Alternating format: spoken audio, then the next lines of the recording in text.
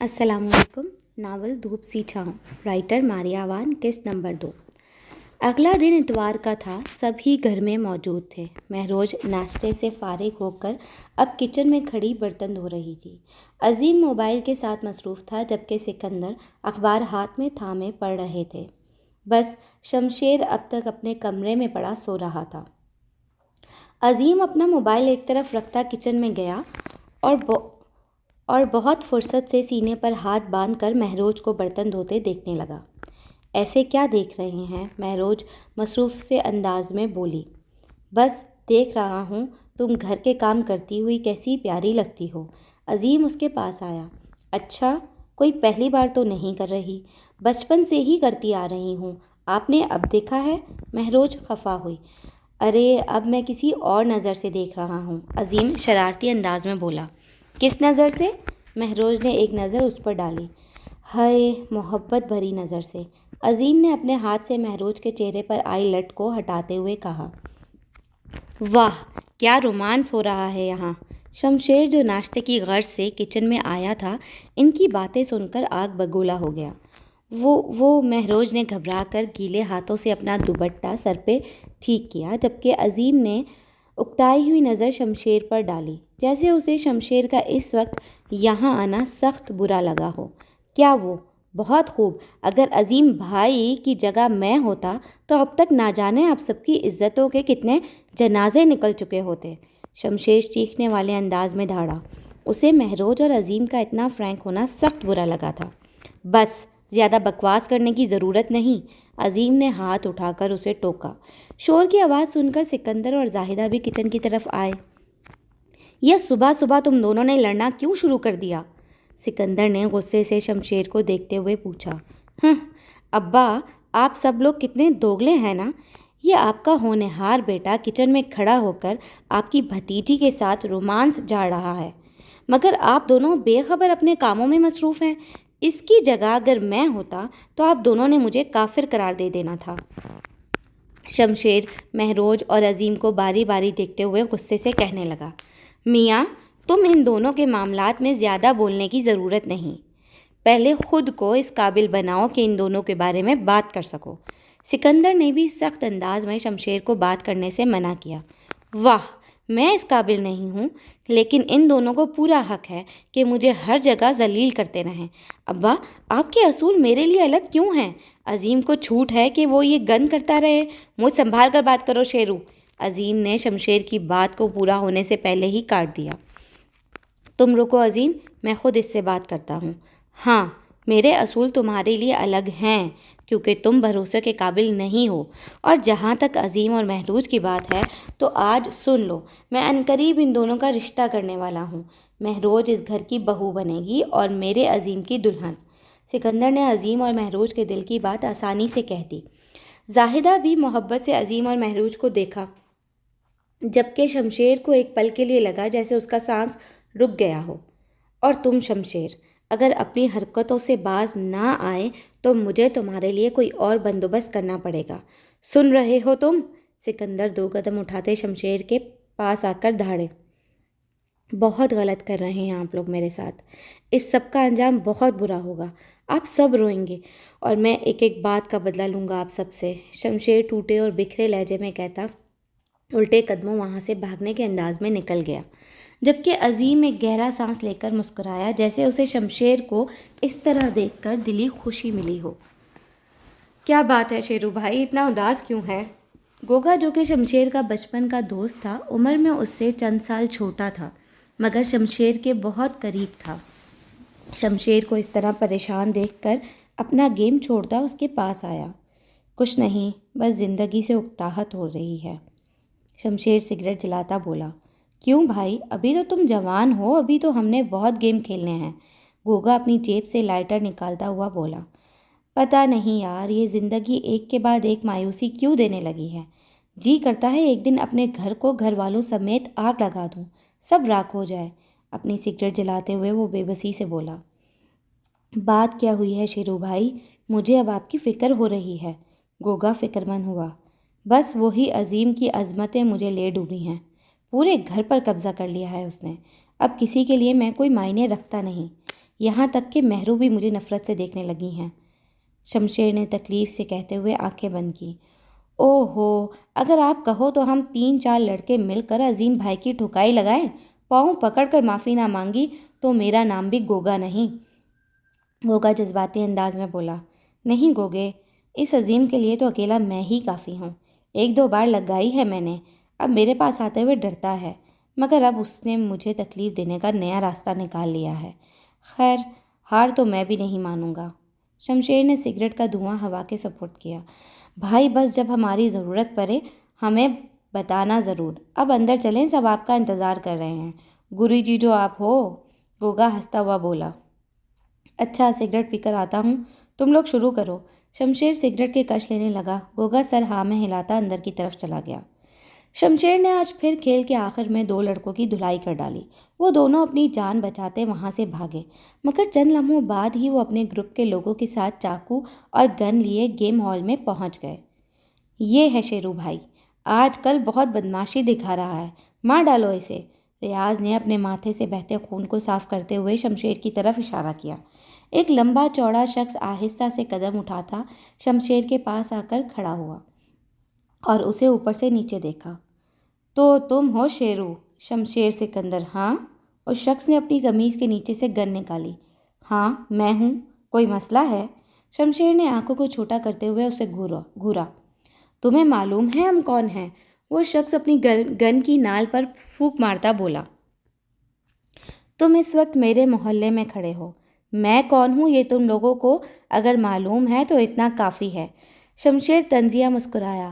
اچھا چلو میں خود بتا دیتا ہوں، میں سیٹھ جی کا خاص بندہ ہوں، عمران عرف مانی۔ پتہ ہے نا سیٹھ اشرف کا جو یہاں کے کاؤنسلر ہیں؟ عمران ایک قدم اٹھا کر شمشیر کے بالکل پاس آیا۔ تو شمشیر نے بنا ڈرے اپنی بہویں اوپر کی طرف اٹھاتے ہوئے پوچھا۔ تو یہ شیرو صاحب، ہمارے بندے پچھلے 3 دن سے تمہاری کمپلین کر رہے ہیں، سیٹھ جی نے تمہیں اب اپنے پاس بلایا ہے۔ عمران عرف مانی نے اس کا بازو تھاما۔ ہاتھ مت لگاؤ مجھے، پوری بات بتاؤ پہلے، میں خود فیصلہ کروں گا کہ مجھے تم لوگوں کے ساتھ جانا ہے یا نہیں۔ شمشیر نے ایک جھٹکے سے اپنا بازو چھڑوایا۔ ویسے بندہ تو واقعی دبنگ ہے، مانی نے ایک نظر اوپر سے نیچے ڈالتے ہوئے کہا۔ کام کی بات کرو عمران، شمشیر نے سخت لہجے میں پوچھا۔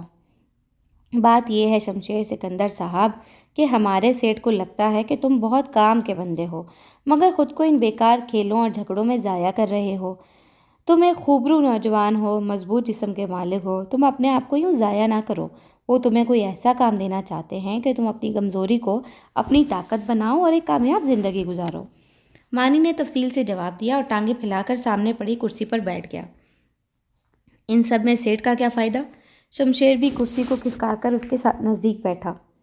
دیکھ یار، ہمارے سیٹھ کو عام بندہ پسند نہیں آتا، تو کوئی خاص انسان ہے۔ بے شک وہ کاؤنسلر ہے، لیکن اس کی پہنچ بہت اوپر تک ہے، اس لیے فکر کرتا ہے یہاں کے ہر نوجوان کی۔ اب مجھے ہی دیکھ لے کہاں سے کہاں پہنچا دیا ہے۔ مانی نے اپنے کالر کو پکڑتے ہوئے فخریہ انداز میں کہا۔ پہلی بات کہ مجھ میں کوئی خاص بات نہیں ہے، بلکہ میرے گھر والوں سے پوچھو تو مجھ جیسا نکما اور نالائق انسان اس دنیا میں کوئی نہیں۔ اور دوسری بات، مجھے تو سیٹھ نے بھیجا ہے کہ آج شیرو کو ان کی خدمت میں پیش کروں۔ باقی ان سب میں سیٹھ کا کیا فائدہ ہے یہ تم خود ان کے پاس پہنچ کر پوچھ لینا۔ عمران نے شمشیر کی بات کاٹتے ہوئے کہا اور کھڑا ہو گیا۔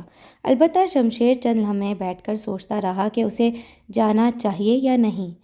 پھر وہ گہرا سانس لیتا کھڑا ہوا اور گوگے کو اپنے ساتھ لیے ان لوگوں کے ساتھ چل دیا۔ شمشیر عمران اور چند لڑکوں کے ساتھ سیٹھ کے گھر پہنچا۔ گھر کافی بڑا اور خوبصورت تھا۔ گوگے اور شمشیر کو ایک بہت بڑے کمرے نما ہال میں بٹھا دیا گیا۔ تھوڑی دیر میں سیٹھ بھی آ گیا۔ شمشیر اور گوگے نے اٹھ کر اسے سلام کیا۔ تو یہ ہے شمشیر عرف شیرو بھائی، کتنے دنوں سے تمہاری بدماشی کی داستان سن رہا تھا۔ لگتا یوں ہی تھا کہ کوئی ایویں سا لڑکا ہے جو بدماشی جھاڑ رہا ہے، مگر پھر مانی نے بتایا کہ تم اچھے لمبے چوڑے بہادر لڑکے ہو، سو آج سوچا ملاقات کر ہی لیں۔ سیٹھ ٹانگ پر ٹانگ جمائے ان دونوں کے سامنے بیٹھا بولنے لگا۔ خیر شیرو، ویسے بھی تمہاری ایک الگ طرح کی پرسنالٹی ہے، تم دنیا سے بہت لاپرواہ سے لگتے ہو۔ زندگی سے اکتائے ہوئے، اور ایسے لوگ مجھے بہت پسند ہیں۔ اسی وجہ سے سیٹھ اب کام کی بات کرو۔ شمشیر نے اس کی لمبی گفتگو سے اکتا کر اسے ٹوکا۔ ہاں ہاں، دیکھا تم ایک بہادر انسان ہو جو سیٹھ کو بولتے ہوئے ٹوک رہے ہو۔ خیر بات یہ ہے کہ سیٹھ صوفے پر بیٹھا ہوا تھوڑا آگے کھسک کر شمشیر کے قریب ہوا۔ یوں تو میں لڑکوں سے خود پوچھتا ہوں کہ بتاؤ کون سی جگہ نوکری کرنا پسند کرو گے۔ کوئی کہتا ہے کسی سرکاری ادارے میں لگا دیں، کوئی کہتا ہے پولیس میں، اور کوئی کاروبار کرنے کی فرمائش کرتا ہے۔ مگر میں تم سے تمہاری پسند نہیں پوچھوں گا، کیونکہ میں چاہتا ہوں کہ تم پولیس میں جاؤ۔ سیٹھ نے اپنی بات مکمل کرتے ہی دوبارہ صوفے سے ٹیک لگائی۔ میں کیسے پولیس میں نوکری کر سکتا ہوں؟ میں نے تو اپنی پڑھائی بھی ادھوری چھوڑ دی تھی، اور نہ ہی میں نے CSS کیا ہے۔ میرے پاس تو کوئی ڈگری نہیں ہے۔ شمشیر ماتھے پہ بر ڈالے بولا۔ اسے سیٹھ کچھ خاص اچھا نہیں لگا تھا۔ ہاں ہاں، ڈگری یہاں دیکھتا کون ہے پیارے؟ ویسے بھی اگر تمہارے پاس ڈگری ہوتی تو تم اب تک نوکری پر لگ چکے ہوتے۔ سیٹھ انہی کی مدد کرتا ہے جن کو ضرورت ہوتی ہے۔ یہ پاکستان ہے یا بڑے بڑے عہدوں پر بیٹھے لوگوں کی ڈگری جعلی ہے؟ تمہاری بھی بنوا دوں گا، ہاں، لیکن شاید زیادہ اوپر کی پوسٹ نہیں ملے گی۔ مگر ویسے بھی وردی پہن لینے سے بہت سے اختیارات بندے کے پاس آ جاتے ہیں، پھر تو بڑے بڑے لوگ سلوٹ مارتے ہیں۔ سیٹھ نے اپنا سگار جلایا اور کش لیا۔ بدلے میں تم کیا لوگے؟ شمشیر نے خشک انداز میں پوچھا۔ ہاں ہاں ہاں، بھائی میں نہ کہتا تھا، یہ لڑکا صرف بہادر نہیں عقل مند بھی ہے، اور کافی ہینڈسم بھی۔ سیٹھ نے گہری نظروں سے شمشیر کو دیکھا۔ خیر تم سے کچھ خاص نہیں لوں گا، بس کبھی کسی بندے کو میرے کہنے پر جیل سے نکالنا ہوگا، اور کبھی کبھی کسی کو ڈالنا ہوگا۔ زیادہ مشکل کام نہیں دوں گا، میں کافی شریف بندہ ہوں۔ سیٹھ نے آنکھ مارتے ہوئے بات مکمل کی۔ شمشیر اس کی بات سن کر طنزیہ مسکرایا۔ تمہارے بھائی سے بھی ملاقات ہوئی تھی ایک بار میری، وہ کیا نام ہے اس کا؟ اعظم؟ نہیں، عظیم نام ہے اس کا۔ شمشیر نے سیٹھ کی بات کاٹی۔ ہاں وہی، بہت بھلا سا لڑکا ہے۔ ایک بار میں ایسے ہی محلے کے راؤنڈ پر نکلا تھا، اس کی بائک میری گاڑی کے آگے آ گئی۔ بہت گھبرا گیا تھا وہ، فوراً معافی مانگنے لگا۔ پڑھا لکھا اور شریف آدمی لگتا ہے مجھے وہ۔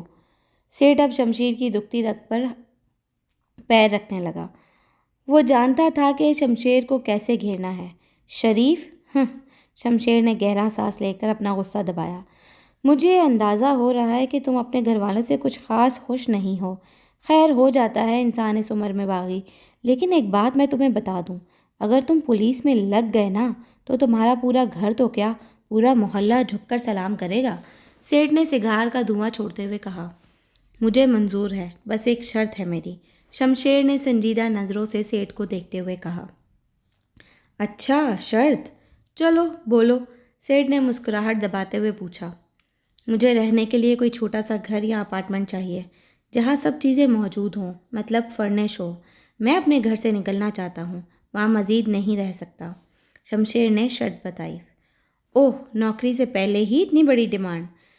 پتہ نہیں، تم مجھے کچھ زیادہ ہی اچھے لگے ہو، شاید اس لیے تم پر مہربان ہونے کا دل کر رہا ہے۔ خیر مانی، وہ کیا نام ہے اس ڈیلر کا جس نے گلشن میں نئے فلیٹ بنائے ہیں؟ کہہ رہا تھا کہ مجھے تحفہ دینا چاہتا ہے۔ اسے فون کر کے کہو کہ میرا ایک خاص لڑکا آ رہا ہے، وہ اپارٹمنٹ کی چابی اسے دے دے، اور ہاں اپارٹمنٹ میں سب ضرورت کی چیزیں موجود ہوں۔ سیٹھ نے عمران کو مخاطب کرتے ہوئے کہا۔ عمران نے سر جھکا کر ہاں کیا۔ ٹھیک ہے شیرو، اب تم مانی کے ساتھ جاؤ اور اپارٹمنٹ دیکھ لو، اور جگہ بھی۔ ہاں وہاں کسی چیز کی ضرورت ہو تو بتا دینا۔ باقی کل صبح تمہیں پولیس اسٹیشن جانا ہوگا، میں تمہیں جگہ میسج کر دوں گا، اور وہاں اپنا یار ہے ایک سرور، اس سے مل لینا، وہ تمہیں سب سمجھا دے گا۔ سیٹھ شمشیر کو دیکھتے ہوئے تفصیل بتانے لگا۔ شمشیر اس کی بات سن کر اپنی جگہ سے کھڑا ہوا، جیسے ان سب باتوں سے اب بور ہو رہا تھا۔ اور ہاں، سیٹھ بھی اپنی جگہ سے کھڑا ہوا اور اوپر سے نیچے ایک نظر شمشیر پر ڈالی، جو ایک پرانے ٹراؤزر اور ڈھیلی سی آدھے بازو کی ٹی شرٹ پہنے ہوئے تھا، ساتھ میں چپل پہنی تھی جس کی حالت سے وہ بھی کافی پرانی لگتی تھی۔ گھنے بال ماتھے پر بکھرے پڑے تھے، آنکھوں میں بیزاری تھی، اور شیو بھی بے ترتیب سی بڑھی ہوئی تھی، گو کہ وہ ایک رف سے حلیے میں تھا۔ ویسے تو تم اس حال میں بھی شہزادے لگ رہے ہو، مرد کو ایسا ہی ہونا چاہیے، لاپرواہ سا، لیکن کل صبح کوئی اچھا سا لباس پہن لینا، بال بنا لینا اور یہ شیو بھی سیٹ کر لینا۔ خیر سے پولیس افسر بننا ہے تمہیں۔ سیٹھ نے اپنی بات مکمل کرتے ہوئے اپنا ہاتھ شمشیر کی طرف پھیلایا۔ شمشیر نے ہاں میں سر ہلاتے ہوئے اس کا ہاتھ تھام لیا۔ سیٹھ نے عمران کو اشارہ کیا، وہ اپنی گن سنبھالتا اور چابی اٹھاتا شمشیر کے پیچھے چلنے لگا۔ پورے راستے شمشیر سوچتا رہا کہ اسے یہ سب کرنا چاہیے یا نہیں۔ بظاہر سیٹھ ایک اچھا آدمی تھا، مگر شمشیر کو وہ کچھ خاص پسند نہیں آیا تھا۔ یہ یقینی سی بات تھی کہ سیٹھ اپنے فائدے کے لیے ہی شمشیر کو پولیس میں لانا چاہتا ہے۔ عموماً سیاست دان اسی طرح لوگوں کو استعمال کر کے اپنا کام نکلواتے ہیں۔ یہ ایک پل کے لیے شمشیر نے سوچا کہ یہ خطرہ مول نہ لے۔ پولیس میں آنے کا مطلب ہے سیٹھ کا کتا بن کر رہنا، لیکن پھر اپنے گھر والوں کا سوچتے ہی اس نے اپنی اس سوچ کو جھٹک دیا۔ واہ بھائی، اپارٹمنٹ تو بہت اچھا ہے۔ گوگا جو تب سے اب تک خاموشی سے اس کے ساتھ تھا، پہلی بار بولا۔ اچھا ہے، میرے لیے تو کافی ہے۔ شمشیر نے ایک نظر سجے ہوئے کمرے پر ڈالی، جہاں ڈبل سائز کا بیڈ سیٹ اور ایک سائڈ پر 2 چھوٹے صوفے لگے تھے۔ انڈور الماری تھی اور اٹیچ باتھ روم تھا۔ یہ 1 بیڈ اپارٹمنٹ تھا، چھوٹا تھا مگر صاف ستھرا اور سلیقے سے سیٹ کیا ہوا تھا۔ شیرو بھائی، پتہ نہیں کیوں میرے دل میں خیال آ رہا ہے آپ سیٹھ کے ساتھ مل کر کام نہ کریں، وہ آپ سے بہت الٹے سیدھے کام کروائے گا۔ گوگا سرگوشی کے انداز میں بولا۔ پہلے میں کون سے نیکی والے کام کرتا ہوں، اب جب پورے گھر اور محلے کی نظر میں گھٹیا انسان بن ہی چکا ہوں تو یہ سب کرنے سے کیا فرق پڑے گا۔ خیر، میں نے فیصلہ کر لیا ہے، میں پولیس میں جاب کروں گا اور پھر عظیم کو ایسا سبق سکھاؤں گا کہ وہ یاد رکھے گا۔ شمشیر نے نفرت سے عظیم کو سوچتے ہوئے کہا۔ ویسے آپ کو یہ رشتے والی بات شیرو کے سامنے نہیں کہنی چاہیے تھی، اب پتہ نہیں وہ کیا کرے گا، زاہدہ نے سکندر کے سامنے پڑی کرسی پر بیٹھتے ہوئے کہا۔ کیا کرے گا، مار ڈالے گا ہمیں۔ ویسے بھی مہروج اور عظیم کی شادی کا میں برسوں پہلے ہی فیصلہ کر چکا ہوں اور عظیم کی آنکھوں میں مہروج کے لیے پسندیدگی بھی دیکھ چکا ہوں۔ بہتر ہے کہ ان دونوں کو ایک شرعی رشتے میں باندھ دیا جائے تاکہ شمشیر کی زبان بھی بند ہو، سکندر نے دو ٹوک انداز میں کہا۔ وہ تو ٹھیک ہے، میں تو خود مہروج کو عظیم کی دلہن بنتے دیکھنا چاہتی ہوں، وہ دونوں بنے ہی ایک دوسرے کے لیے ہیں، لیکن مجھے شیرو سے ڈر لگتا ہے، وہ عظیم سے حسد کرنے لگا ہے، کہیں اس حسد میں وہ مہروج یا عظیم کو الگ نہ کر دے، زاہدہ نے فکر مندی سے کہا۔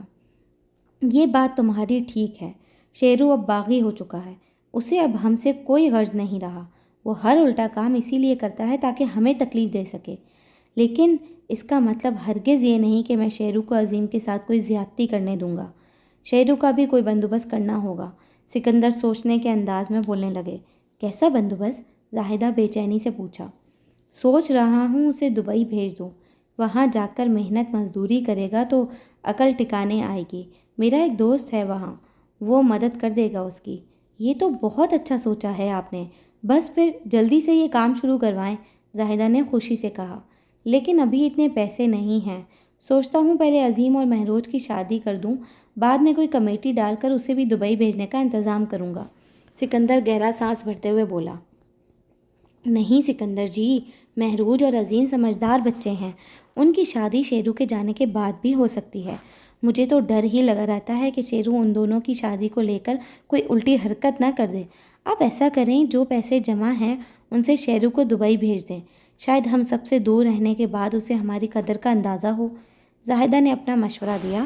سکندر نے بھی ہاں میں ہاں ملائی، جبکہ دروازے پر کھڑی مہروج جو یہ سب سن رہی تھی ایک گہرا سانس بھرتی وہاں سے ہٹ گئی۔ شمشیر کو اپارٹمنٹ پسند آیا تھا، وہ سیٹھ کے کسی دوست کا تھا، لیکن سیٹھ نے شمشیر کو رہنے کے لیے دے دیا تھا۔ سیٹھ یہ سب مہربانی اپنے لیے ہی کر رہا تھا، اس بات کا اندازہ شمشیر کو بھی تھا۔ اپارٹمنٹ دیکھنے کے بعد شمشیر نے کچھ ادھار پیسے گوگے سے لیے اور ان سے اپنے لیے نئے کپڑے خریدے، پھر اپنی شیو بنائی۔ سیٹھ نے اس سے چند تصویریں بھی منگوائی تھیں۔ وہ یہ سب کام کرنے کے بعد رات گئے گھر جانے کے لیے نکلا۔ دروازے کے باہر کھڑے ہو کر مہروج کو میسج کرنے کے لیے موبائل نکالا، مگر پھر اس نے سر جھٹک کر موبائل دوبارہ جیب میں ڈال لیا۔ ویسے بھی آج اس کی آخری رات تھی اس گھر میں۔ وہ بہت خاموشی سے پچھلی دیوار سے چڑھ کر چھت پر کودا اور برآمدے سے ہوتا ہوا اپنے روم میں آ گیا۔ الماری کھول کر اپنے چند ضروری کاغذات ڈھونڈے اور اپنی ضروری چیزیں نکال کر ایک طرف رکھیں۔ پھر اپنے بستر پر بیٹھا اپنے کمرے کو دیکھنے لگا۔ اس کا گھر کھلا اور کشادہ تھا۔ برآمدے سے آگے کے تینوں کمرے بہت کھلے اور بڑے تھے۔ بڑا سا صحن تھا اور صحن کے ایک طرف کچن بنا تھا۔ گھر پرانی طرز کا بنا ہوا تھا، لیکن جو کمرہ شمشیر کے حصے میں آیا وہ باقی کمروں کی نسبت چھوٹا تھا، مگر شمشیر کو یہی پسند تھا۔ اس کی وجہ یہ تھی کہ وہ کمرہ سب سے الگ بنا تھا اور مین دروازے کے پاس تھا۔ وہ جب چاہتا وہاں سے خاموشی سے باہر نکل جاتا۔ اسے نہ تو اس گھر سے دلی لگاؤ تھا، نہ ہی گھر کے مکینوں سے۔ وہ خود کو یہاں ایک بوجھ سمجھتا تھا۔ ان سب میں سب سے زیادہ قصور اس کے ماں باپ کا تھا، جو ہمیشہ شمشیر کے سامنے عظیم کا ساتھ دیتے تھے۔ واحد مہروش تھی جو شمشیر کے ساتھ نرمی اور پیار سے رہتی تھی، مگر آج صبح جو اس نے مہروش اور عظیم کے رشتے کی خبر سنی تو اس پر گویا آسمان ٹوٹ گیا۔ وہ جانتا تھا کہ مہروش اسے اس نظر سے نہیں دیکھتی، وہ شاید اسے اپنا چھوٹا بھائی ہی سمجھتی ہے۔ آخر 5 سال بڑی تھی، لیکن ساتھ کھڑی ہوتی تو 2 سال چھوٹی ہی لگتی تھی۔ خیر، رات کے اس پہر جب اسے دوبارہ صبح والی باتیں یاد آئیں تو وہ گہری سانس لیتا سیدھا لیٹ گیا۔ عظیم سکندر، آج سے تم میرے دشمن ہو۔ تم نے مجھ سے میرا آخری سہارا بھی چھین لیا۔ بہت ظلم کیا ہے تم نے میرے ساتھ۔ وہ سرد آنکھوں سے دیوار کو گھورتا ہوا عظیم اور مہروش کو سوچتا رہا۔ یہ اپنا شیرو ہے، اتنی صبح کیسے اٹھ گیا؟ سکندر نے اپنا چائے کا کپ ٹیبل پر رکھا اور گھڑی پر نظر ڈالی جہاں صبح کے 9 بج رہے تھے۔ مجھے ضروری کام سے کہیں جانا ہے، آپ کو زحمت نہ ہو تو ناشتہ بنا دیں، شمشیر نے ایک نظر مہروش پر ڈالتے ہوئے کہا۔ ہاں ضرور، پراٹھا اور آملیٹ بنا دوں؟ مہروش نے اپنی مخصوص مسکراہٹ چہرے پر سجاتے ہوئے پوچھا۔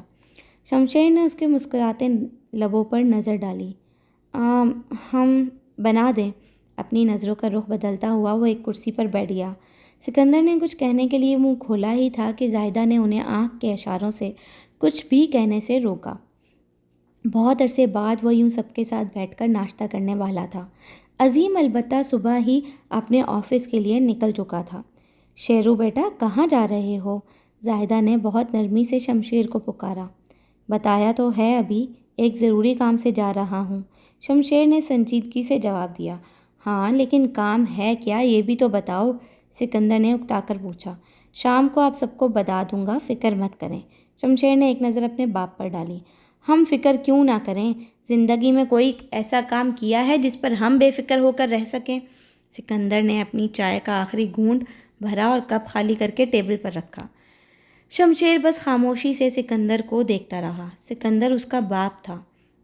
اسے ایسا کوئی واقعہ یاد نہیں کہ کبھی سکندر نے اسے گود میں اٹھا کر پیار کیا ہو۔ وہ زیادہ تر کام کے سلسلے میں مصروف رہتے، تھکے ہوئے گھر آتے تو بس کھانا کھا کر سونے کی پڑی ہوتی۔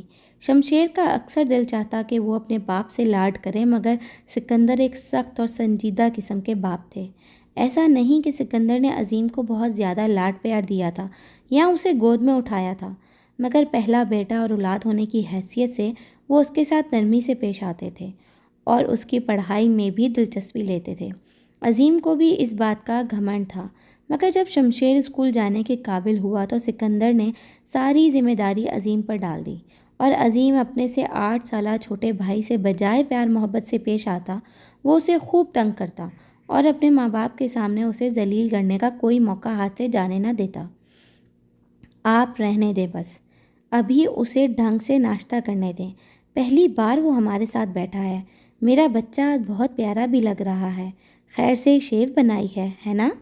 زاہدہ نے محبت بھری نگاہ شمشیر کے وجیح چہرے پر ڈال کر پوچھا۔ شمشیر نے حیرت سے اپنی ماں کو دیکھا جو خلاف معمول شمشیر سے پیار سے بات کر رہی تھیں۔ آپ کی طبیعت ٹھیک ہے؟ شمشیر نے طنزیہ لہجے میں کہا۔ کیا مطلب؟ ماں کی محبت پر شک کرتا ہے؟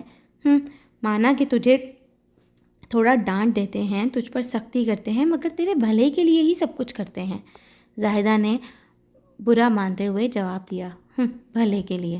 شمشیر نے طنزیہ مسکراتے ہوئے سر جھٹکا۔ یہ لو شیرو، مزیدار سا ناشتہ، اور یہ چائے بھی پیو ساتھ۔ اتنی دیر میں مہروش نے شمشیر کے سامنے پڑے ٹیبل پر ناشتے کی ٹرے رکھی۔ شکریہ آپ کا۔ شمشیر نے ایک نظر مہروز کے معصوم چہرے پر ڈالی اور ناشتے کی طرف ہاتھ بڑھایا۔ ہاں، اچھے سے پیٹ بھر کر ناشتہ کر، گھر میں سب کے ساتھ بیٹھ کر ہی کھانا کھایا کر، میرے بچے روزانہ باہر سے کھاتا ہے، اس طرح صحت خراب ہو جاتی ہے۔ زاہدہ نے پھر سے اپنا پیار اس پر نچھاور کیا۔ شمشیر نے نوالا منہ میں ڈالتے ہوئے غور سے اپنی ماں کو دیکھا۔ اماں، کوئی کام ہے آپ کو مجھ سے؟ شمشیر نے نوالا منہ میں ڈالتے ہوئے پوچھا۔ بدماش، تم کسی کے کام آ سکتے ہو؟ تم ہو بھی کسی کام کے؟ اب کے سکندر نے پھر سے غصہ کیا۔ اوہ، میں تو بھول ہی گیا، میں تو بیکار اور نالائق انسان ہوں، شمشیر نوالا چباتا ہوا بولا۔ تھوڑی سی بھی اگر شرم ہوتی تو اپنے باپ کا ہاتھ بٹا رہے ہوتے۔ پڑھائی بھی تم نے ادھوری چھوڑ دی، ہمارا سارا پیسہ ضائع کر کے نہ جانے تمہیں کیا خوشی ملتی ہے۔ اب اپنے آپ کو سدھارنے کی کوشش کرو۔ سکندر کو شمشیر کا لاپرواہ سا انداز دیکھ کر مزید غصہ آیا۔ شمشیر نے بات کو نظر انداز کرتے ہوئے گہرا سانس لیا اور چائے کا گھونٹ بھرا۔ اچھا، آپ کیا ہر وقت بچے کو ڈانٹتے رہتے ہیں؟ شیرو بیٹا، میرے پاس کچھ پیسے جمع ہیں، ہم نے سوچا ہے تمہیں دبئی بھیج دیتے ہیں، وہاں تم کوئی اچھی نوکری کر لینا۔ اور زاہدہ پیار محبت سے اپنی بات کی طرف آئیں۔ شکریہ اماں، لیکن آپ لوگ اپنا مزید پیسہ ضائع مت کریں، مجھے نہیں جانا۔ شمشیر نے زاہدہ کی بات مکمل ہونے سے پہلے ہی ٹوک دیا۔ پوری بات تو سن لے شیرو، دیکھ وہاں تمہارے ابا کا دوست بھی ہیں، ان کا کاروبار ہے گاڑیوں کا، بس تم وہاں ان کے ساتھ لگ جانا، آگے ترقی بھی ملتی رہے گی۔ شیرو بات کو سمجھ بیٹا، تیرے حق میں یہ بہتر ہے۔ زاہدہ نے ایک بار پھر اسے سمجھانے کی کوشش کی۔ بس بول لیا آپ نے، مجھے اب نہ آپ کے، نہ ابا کے اور نہ اس عظیم کے کسی بھی احسان کی ضرورت ہے، میں اپنا بوجھ اب خود اٹھا لوں گا، آپ لوگ فکر نہ کریں۔ شمشیر نے سخت لہجے میں جواب دیا اور جلدی جلدی اپنا ناشتہ ختم کرنے لگا تاکہ وہ یہاں سے اٹھ سکے۔ دیکھ لیا زاہدہ، یہ تمہارا لاڈلا تمہاری ایک بات صبر سے نہیں سن سکتا، کب تک یوں مفت کی روٹیاں توڑتے رہو گے؟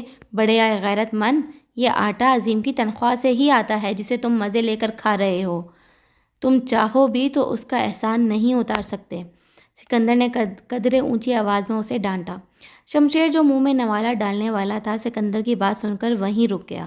ایک غصیلی نگاہ اپنے باپ کی طرف ڈالی اور نوالا واپس پلیٹ میں پھینکتا ہوا کھڑا ہوا۔ اوہ، عظیم صاحب کی عظمت کو سلام، ایک ایک نوالے کا احسان اتار دوں گا میں اس عظیم کا، شمشیر نے دانت پر دانت جماتے ہوئے کہا اور کرسی کو ٹھوکر مارتا باہر کی سمت جانے لگا۔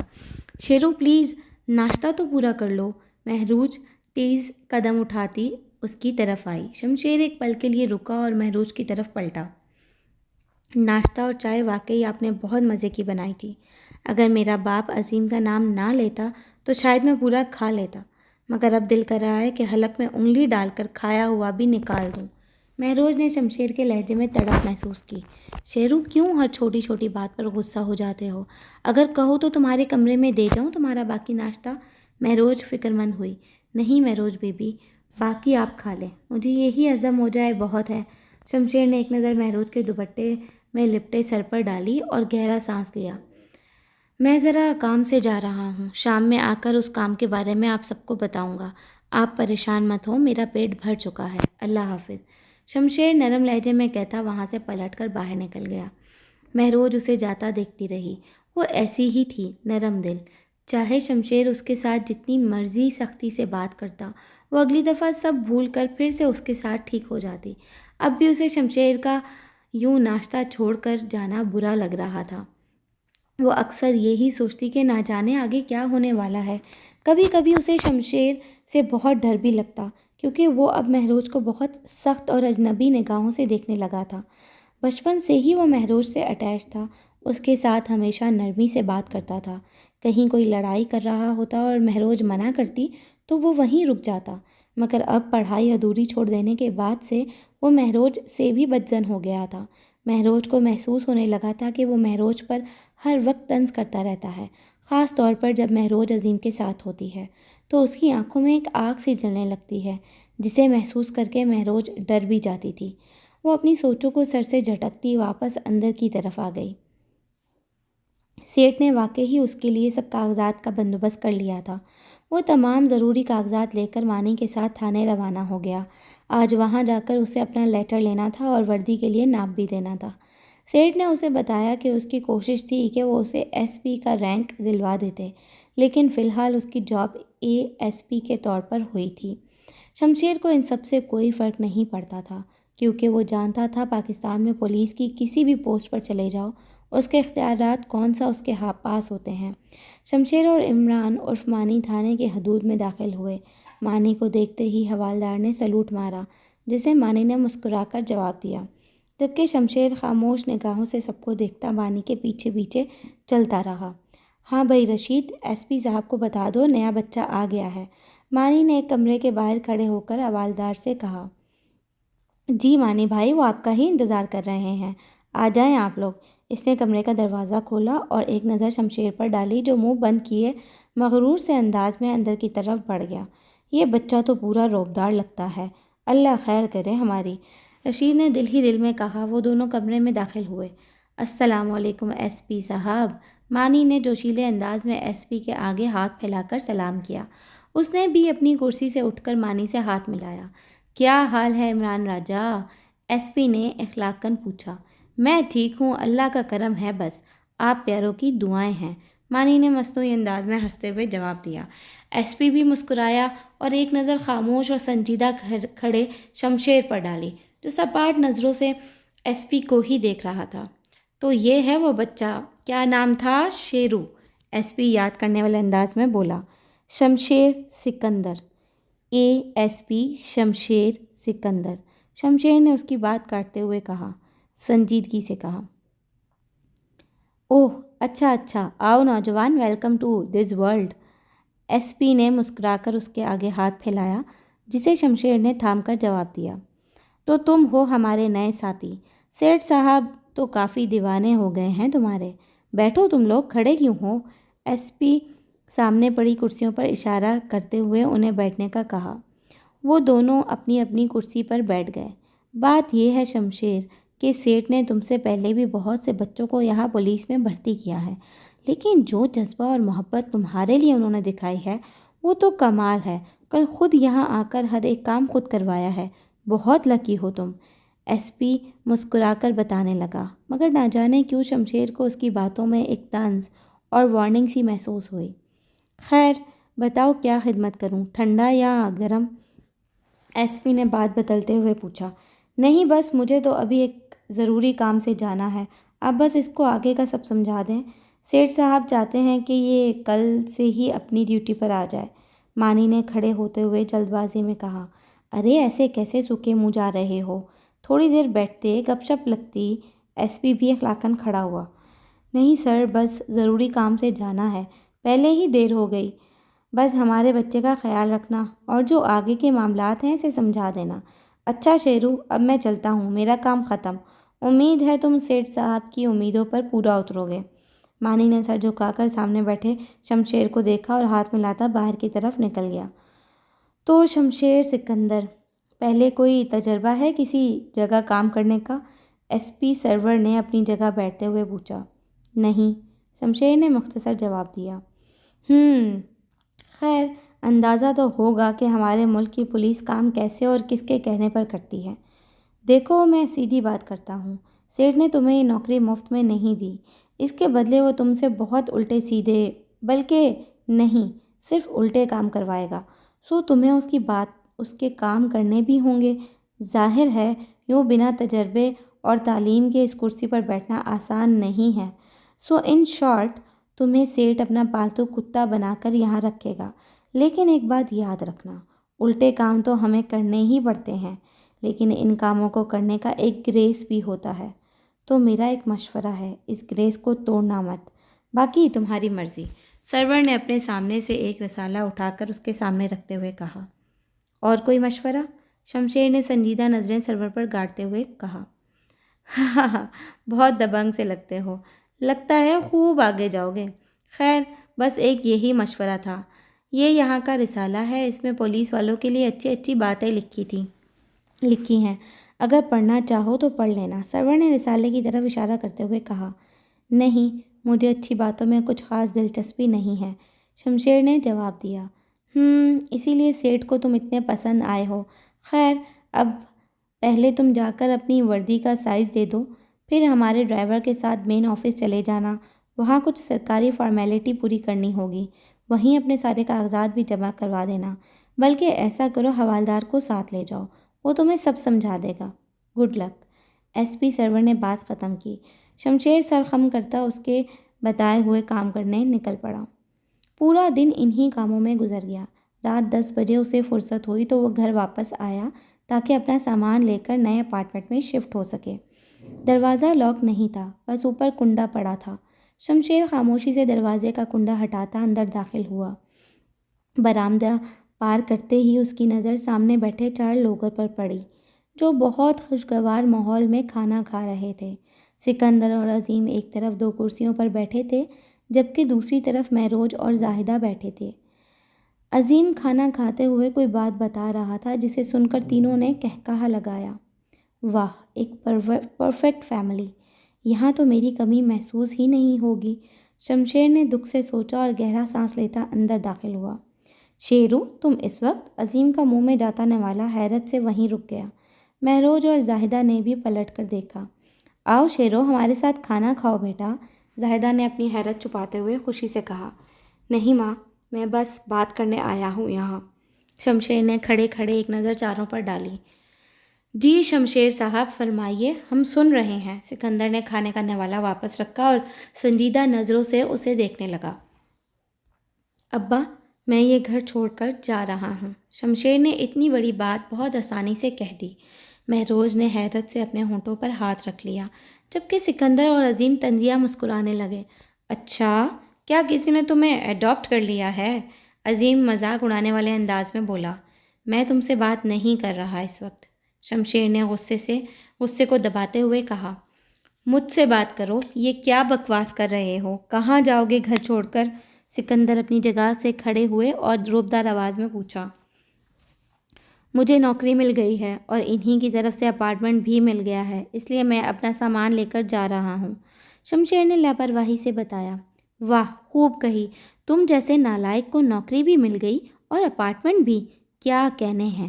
مجھے سچی بات بتاؤ شمشیر سکندر نے اب کیوں غصے سے پوچھا۔ سچ ہی بول رہا ہوں، شمشیر نے مختصر جواب دیا۔ بیٹا، ایسے کیسے ایک دن میں نوکری مل گئی؟ تمہاری تو تعلیم بھی ادھوری ہے۔ اور تم؟ زاہدہ گھبرا کر اپنی جگہ سے کھڑی ہوئیں۔ ماں، پاکستان میں سب ہو جاتا ہے۔ خیر، پولیس میں نوکری ملی ہے، ASP شمشیر سکندر ہوں میں اب، اور اپارٹمنٹ مجھے سیٹھ اشرف نے رہنے کے لیے دیا ہے۔ شمشیر نے اپنی جاب کا بتاتے ہوئے گہری نظروں سے عظیم کو دیکھا، جو یہ سنتے ہی گھبرا کر اپنی جگہ سے کھڑا ہوا۔ یہ کیا کہہ رہے ہو تم؟ سیٹھ اچھا آدمی نہیں ہے ابا، وہ اسے بہت بری طرح استعمال کرے گا، عظیم نے گھبراتے ہوئے کہا۔ میں برا ہی ہوں تو بری طرح ہی استعمال ہونا چاہیے۔ ویسے تم پریشان مت ہو، میں بہت اچھے طریقے سے یہ برے کام کر لوں گا، شمشیر ہلکے سے مسکراتے ہوئے عظیم کو دیکھ کر کہنے لگا۔ اس کی آنکھوں میں ایک عجیب سا تاثر تھا۔ دیکھو شمشیر، میں تمہیں یہ سب کرنے کی اجازت نہیں دوں گا، سکندر اب نرم پڑتے ہوئے بولا۔ میں آپ سے پوچھنے نہیں بتانے آیا ہوں، بلکہ شکر کریں میں آپ سب کو بتا رہا ہوں، شمشیر نے سر جھٹک کر کہا اور جانے کے لیے مڑا۔ رکو شیرو، ایسا مت کرو، دیکھو تمہارے ابا نے اپنے دوست سے بات کی ہے، تمہیں دبئی چلے جانا ہے، وہاں محنت کرنا، یہاں کی پولیس میں کام کرنا بہت مشکل ہے، یہ سیٹھ تجھے تباہ کر دے گا، زاہدہ نے پریشانی سے کہتے ہوئے اس کا بازو تھام کر اسے روکا۔ ماں، میں ویسے بھی تباہ ہو چکا ہوں، میری فکر مت کریں، آپ کے پاس عظیم بیٹا ہے نا، اب آپ لوگ اس کی حفاظت کریں، شمشیر نے ایک سرد نگاہ عظیم پر ڈالی۔ دیکھ رہے ہیں ابا یہ کتنا جھلتا ہے مجھ سے، یہ پولیس میں صرف اس لیے جا رہا ہے کہ مجھے ٹارچر کر سکے۔ میں بتا رہا ہوں شیرو تجھے، اگر تو نے میرے ساتھ کوئی بھی پنگا لینے کی کوشش کی تو مجھ سے برا کوئی نہیں ہوگا، عظیم نے غصے سے کہا۔ ہاں، تمہیں کچھ کہنے کے لیے مجھے کسی پولیس میں جانے کی ضرورت نہیں تھی، میں اکیلا تمہارے لیے کافی ہوں، مگر اب مجھے تمہارے ہونے یا نہ ہونے سے کوئی فرق نہیں پڑتا، بلکہ سچ کہوں تو مجھے تم پر ترس آتا ہے، شمشیر 2 قدم اٹھاتا عظیم کے نزدیک ہوا۔ پیچھے رہ کر بات کرو مجھ سے، جانتا ہوں میں کہ تم بچپن سے ہی مجھ سے حسد کرتے ہو، تم سے زیادہ اچھی تعلیم حاصل کی ہے اور سب لوگ میری عزت کرتے ہیں، مجھ سے پیار کرتے ہیں، ایک عزت دار نوکری کرتا ہوں اور اب تو میرا رشتہ مہروز سے ہونے والا ہے۔ بس یہ سن کر تمہیں آگ لگی ہوئی ہے، یہ برداشت نہیں ہو رہا تم سے۔ جب ہی عظیم نے شمشیر کی دکھتی رت کو جگایا، مہروز نے اپنا نام سن کر گھبرا گئی، جبکہ شمشیر ایک قدم مزید اٹھاتا عظیم کے سر پر کھڑا ہوا۔ وہ عظیم سے چھوٹے ہونے کے باوجود اس سے 2 انچ لمبا ہی تھا۔ شمشیر کے آگے عظیم کی وجاہت دب سی گئی۔ میں کیا کچھ برداشت کر رہا ہوں عظیم سکندر، تم نہیں جانتے، اس لیے میرے اندر کی آگ کو اور ہوا مت دو، یہ نہ ہو کہ میں اپنے ساتھ ساتھ تمہیں بھی تباہ کر دوں۔ شمشیر عظیم کی آنکھوں میں دیکھتے ہوئے گرایا، شمشیر یہ کیا بدتمیزی ہے، تم سے 8 سال بڑا ہے، لحاظ کرو کچھ، پیچھے ہو جاؤ، غلطی کر دی تمہارا نام شمشیر رکھ کر، تم تو تلوار کی طرح ہمیں ہی کاٹنے لگے ہو۔